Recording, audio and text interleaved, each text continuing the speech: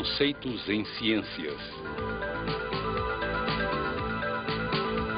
Eletromagnetismo. O princípio do motor.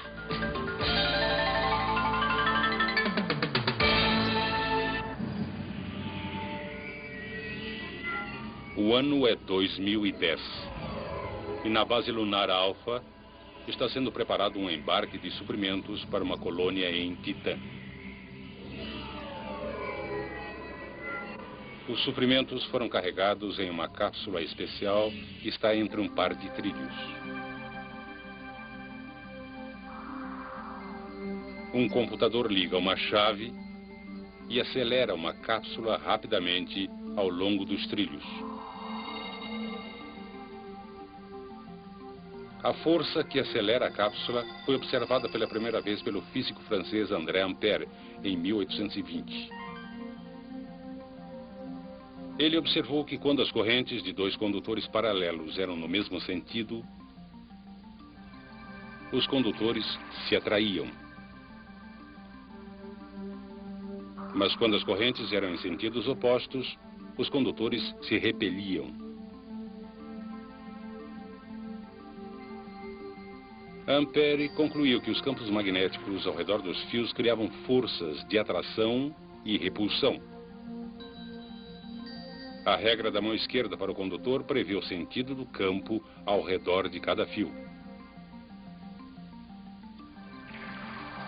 Quando os campos entre os fios estão no mesmo sentido, para ambos os fios, ocorre repulsão. Essa repulsão é similar ao que ocorre quando dois ímãs em forma de barra são colocados lado a lado, de maneira que o campo de um ímã esteja no mesmo sentido que o campo do outro. Quando o movimento de elétrons nos dois fios é no mesmo sentido, no espaço entre os fios, o campo produzido por um fio tem sentido oposto ao campo produzido pelo outro.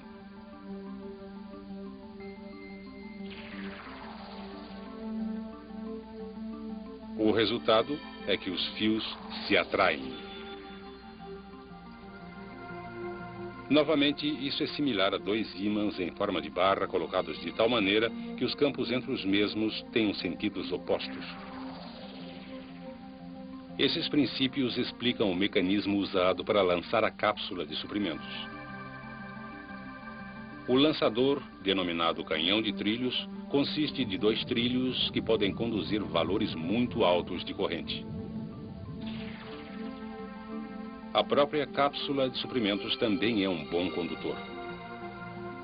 Quando o canhão de trilhos é ativado, uma corrente muito alta flui por um trilho, passa para o outro através da cápsula e retorna, completando o circuito. Devido aos campos que interagem, existe uma grande força tentando separar os trilhos, mas eles são fixados com segurança e não podem se mover. O campo produzido pela corrente que passa através da cápsula fica no mesmo sentido que o campo entre os trilhos. Isso resulta em uma força repulsiva que empurra a cápsula. E como a cápsula não é fixa, a força que atua na mesma pode impulsioná-la ao longo dos trilhos a uma velocidade cada vez maior.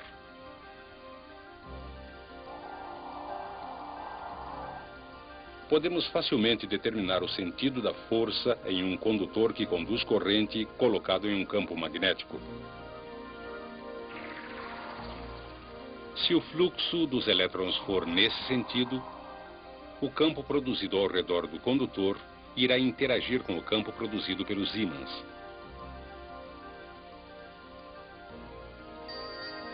Como os dois campos estão no mesmo sentido acima do condutor, o condutor é repelido para baixo. Se o sentido do fluxo dos elétrons for invertido, o campo ao redor do condutor também inverte. Os campos estão agora no mesmo sentido abaixo do condutor, e o condutor é repelido para cima. Chamamos este efeito de o princípio do motor. O princípio do motor é uma das aplicações mais importantes da descoberta do eletromagnetismo por Hans Christian Ørsted. Mas foi o inglês Michael Faraday quem, em 1821, juntou tudo e desenvolveu o primeiro motor eletromagnético. O princípio do motor diz que, se um condutor que conduz corrente for colocado em um campo magnético externo, ele será submetido a uma força que é perpendicular tanto ao sentido do movimento dos elétrons como ao campo magnético externo.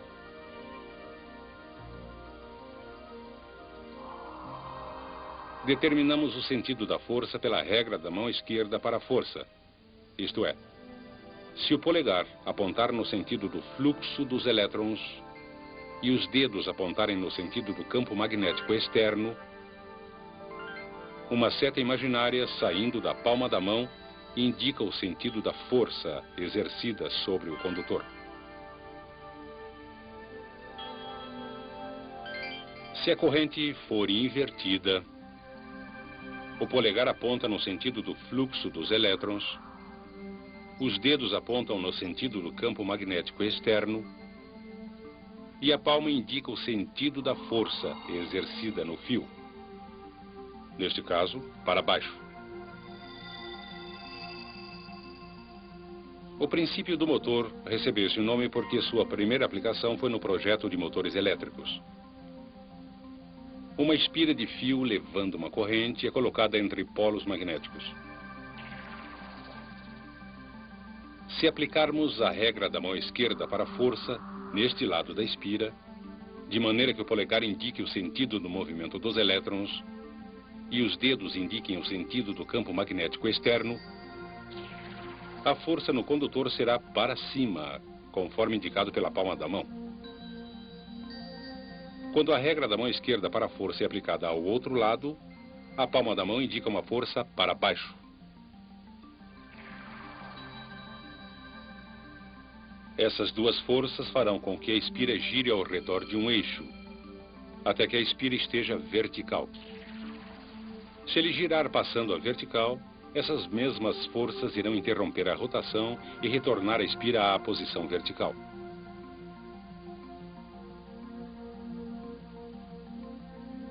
Mas, para executar trabalho, a espira deve continuar a girar. Podemos fazer isso com facilidade, dirigindo o movimento dos elétrons por um anel dividido, chamado comutador, que está em contato com escovas de grafite.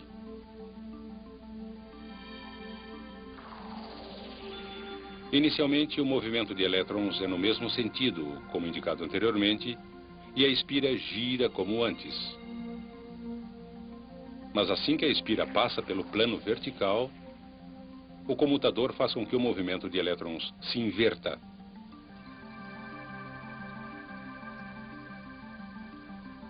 E isto inverte o sentido das forças nos lados da espira, fazendo a espira continuar a girar.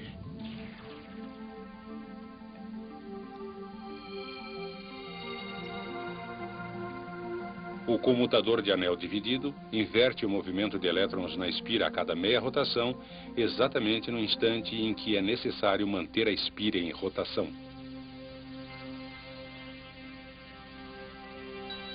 Normalmente, usamos energia elétrica para fazer o motor funcionar. Mas poderíamos usar o motor para produzir energia elétrica?